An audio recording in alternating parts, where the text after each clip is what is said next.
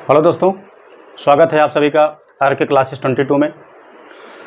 दोस्तों, कक्षा 10 high school यानी कि यूपी बोर्ड के क्लास 10th की बुकें आपकी एनसीईआरटी पैटर्न पर आधारित हैं। हम मैथमेटिक्स में देखेंगे समांतर श्रेणी, जिसमें अध्याय 5 में ये आपका लेसन आता है।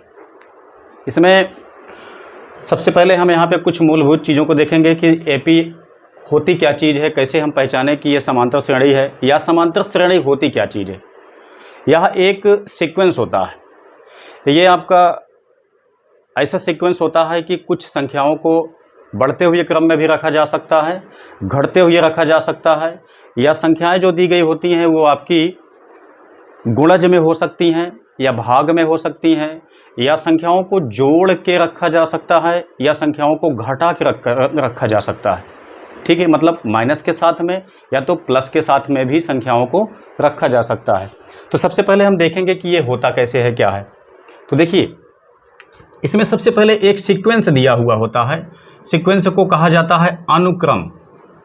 ठीक है, हम इस सीक्वेंस को देख लेते हैं। जैसे आपके पास कुछ संख्याएं दी गई हैं, 1, 3, 5, 7, ऐसे ऐसे आपकी अनेक संख्याएं दी जाती हैं।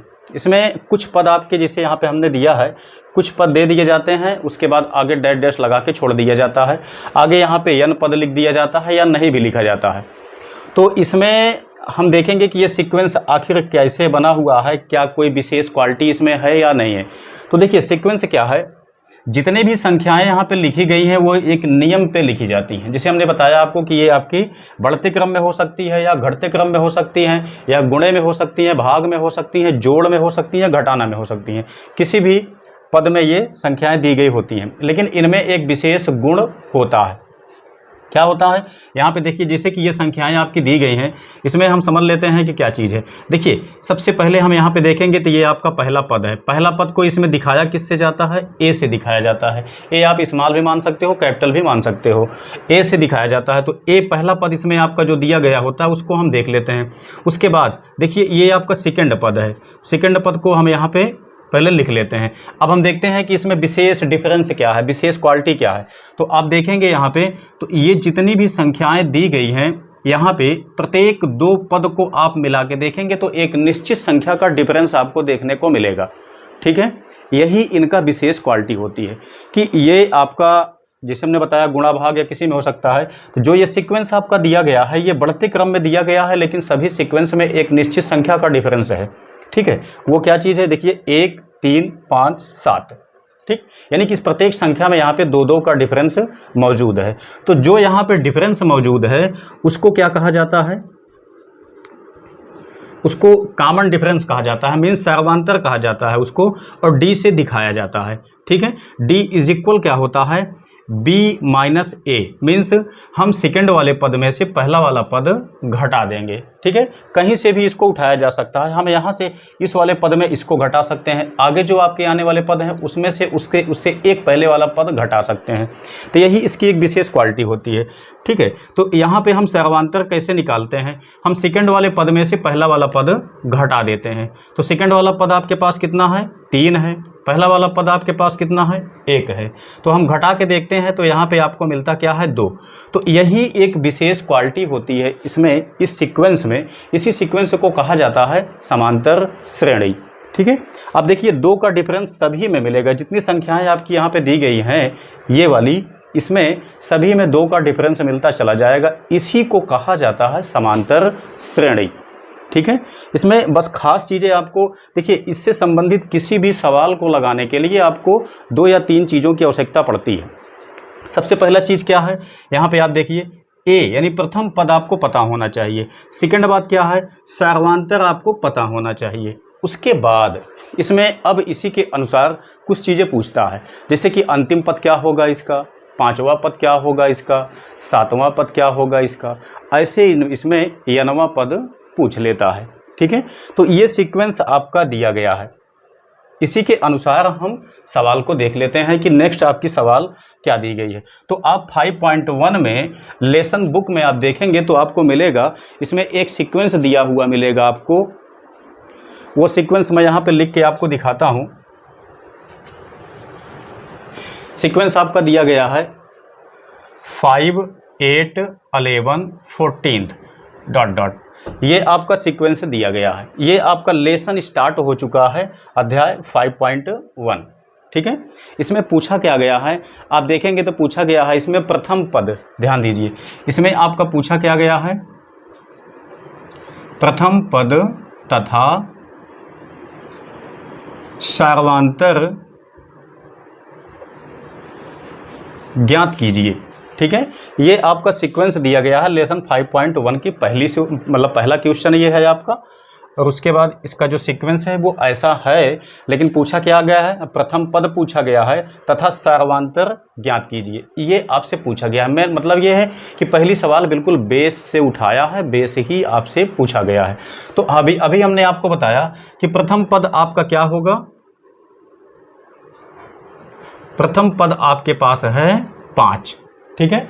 सार्वांतर आपसे पूछा गया है, सार्वांतर निकालना आपको हमने बता दिया अभी यहाँ से, d इज इक्वल, देखिए इसको प्रथम पद को हमने बताया आपको कि a से दिखाया जाता है, उसके बाद सार्वांतर को d से दिखाया जाता है। d इज इक्वल क्या हो जाएगा, सेकंड वाले पद में से हम पहला वाला पद घटा देंगे, तो 8 में से 5 घटाएंगे तो कितना बचेगा, देखिए 8 माइनस 5 इज इक्वल आपका बचा जाके 3, ठीक है। तो ये आपका आंसर दोनों के दोनों निकल गए, ठीक है। जो पहला क्वेश्चन आपसे पूछा गया था प्रथम पद सार्वांतर, ऐसे ही आपसे अगला क्वेश्चन पूछा गया है, अगले को हम देख लेते हैं। अब देखिए नेक्स्ट क्वेश्चन आपके सामने सेकंड वाला दिया गया है। इसमें आपको एक सीरीज दी गई है, वो सीरीज क्या है आप यहाँ पे देखेंगे तो 3 अंडर रूट में दिया गया है, आगे आप सबको दिया गया है 2√3, आगे दिया गया है 3√3, ये सीक्वेंस दिया गया है। अब इस सीक्वेंस में पूछा आपसे क्या गया है, सीक्वेंस में केवल एक चीज़ पूछा गया है बस, अब वो आपसे पूछा गया है सार्वांतर, ठीक। इसमें जो सेकंड वाला क्वेश्चन है अध्याय 5.1 का, ठीक है, इसमें ये सीक्वेंस आपका दिया गया, सीक्वेंस मीन्स वही अनुक्रम, यानी कि जो एक निश्चित गुण के रूप में आपका एडजस्ट है, ये सीक्वेंस दिया गया है। पूछा क्या गया है, इसका सार्वांतर ज्ञात कीजिए, केवल एक चीज़ यहाँ पे निकालना है बस। इसको हम कैसे निकाल सकते हैं, अभी हमने क्या बताया, प्रथम पद आपके पास यहाँ पे मौजूद है, द्वितीय पद आपके पास यहाँ पे मौजूद है, ठीक है। अब हमको सार्वांतर निकालना है, सिंपल सी बात है, डी का मान निकालना है। डी इज इक्वल हमने क्या बताया, इसमें से ये वाला पद आपको घटा देना है, तो यहाँ पे देखिए 2√3 माइनस √3, यानी इस वाले पद में से हम ये वाला पद घटा दिए हैं। अब घटाने के लिए आपको थोड़ा सा परेशानी हो सकती है यहाँ पे, क्योंकि अगर आपको ये अंडर रूट का घटाना जोड़ नहीं आता है तो थोड़ा से आपको दिक्कत हो सकती है, लेकिन वो भी मैं आपको यहाँ पे बता दे रहा हूँ। आप देखिए 2√3 यहाँ पे दिया गया है, ठीक है, यहाँ पे √3 दिया गया है, तो क्या होता है कि यहाँ पे जिसे 5 माइनस 3 तो हम घटा लेते हैं, इज इक्वल आता है कितना, 2। ये बिल्कुल सिंपल होता है, इस तरीके से हम घटा के 2 निकालेंगे आ जाएगा। लेकिन जब ये होता है तो अब देखिए √3 जब ये समान है, ये चीज़ आपका समान है दोनों, तो घटता क्या है इसमें, जो ये आगे लगा हुआ होता है इसी को आपस में घटा दिया जाता है। कैसे, जैसे यहाँ पे दिया गया है 2√3, यहाँ पे कुछ नहीं दिया गया है इसके आगे, तो इसके आगे हम क्या मानेंगे, 1 मान लेंगे। कुछ भी नहीं दिया गया है तो वहाँ पे 1 हमेशा मैथमेटिक्स में मान लिया जाता है, तो यहाँ पे हम क्या मानेंगे, 1 मान लेंगे। अब हमको घटाना क्या है, 2 में से 1 घटाएंगे बस, ठीक है, 2 में से 1 घटाएंगे तो 1 बचेगा, बाकी ये समान है, इसको ऐसे हम लिख लेंगे, ठीक है। अब चूंकि यहाँ पे 1 है तो 1 को दिखाना ज़्यादा आवश्यक नहीं होता है, इसलिए हम क्या लिखेंगे, केवल यहाँ पे √3 लिखेंगे बस। ये आपका सेकंड वाला सवाल है जो कि बड़ी आसानी से हल हो गई, आशा है कि आपको समझ में आ गया होगा। तो अब ये आपका अध्याय 5.1 लेसन स्टार्ट हो गया है, हाई स्कूल कक्षा 10 का है ये। तो अब आपको प्रत्येक लेसन की सवालें यानी कि टोटल संपूर्ण आपका सिलेबस यहाँ पे कंप्लीट किया जाएगा। यदि आप देखना चाहते हैं या पढ़ना चाहते हैं हमारे साथ, तो आप हमारे चैनल को सब्सक्राइब कर लीजिए ताकि प्रत्येक वीडियो की नोटिफिकेशन आपको मिलती रहे। इसके साथ ही साथ यदि आप कुछ जिससे कुछ कठिन सवालें होती हैं उन सबको यदि आप कुछ जानना चाहते हैं तो कमेंट में हमको बता दीजिए किस लेसन की कौन सी सवाल है, वो भी आपको हम सॉल्व करके दे देंगे। आसानी से पढ़ते रहिए आप। बहुत बहुत धन्यवाद।